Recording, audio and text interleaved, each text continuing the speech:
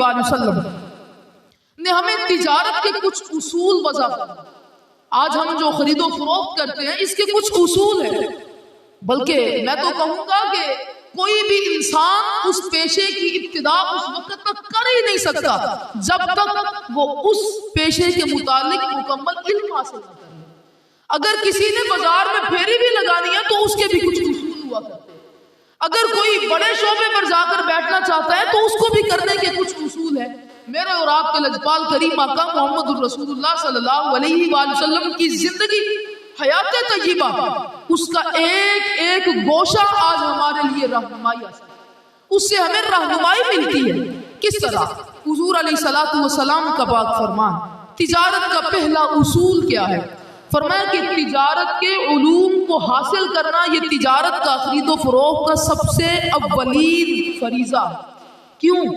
حضور علیہ الصلوۃ والسلام کی حدیث پاک ہر بندے نے سنی ہے.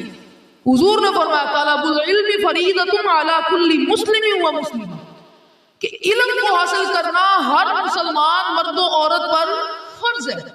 آج ہر جگہ پر یہ حدیث لکھی ہوئی ہے، لیکن اس سے مراد کیا ہے؟ کیا اس سے مراد صرف یہی ہے کہ نماز کے علوم سیکھ لیے جائیں؟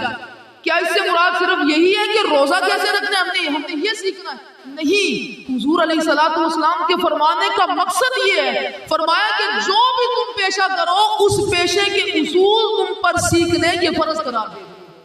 حضرت سیدنا عمر بن خطاب رضی اللہ تعالیٰ عنہ، امام غزالی رحمۃ اللہ علیہ نے احیاء العلوم میں اس روایت کو نقل کیا.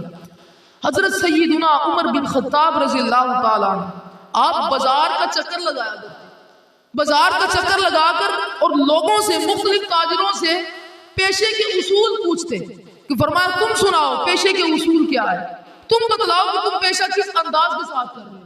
حضرت عمر رضی اللہ تعالیٰ عنہ کا طریقہ کار یہ تھا، اگر کسی کو اس تجارت کے اصول نہ آتے تو آپ اسے کوڑے لگواتے، آپ اسے درے لگواتے اور پھر فرماتے کہ جاؤ اس کو لے جاؤ اور اس کو اس پیشے کے متعلق مکمل علم سکھلا کر پھر اس جگہ پر بٹھانا.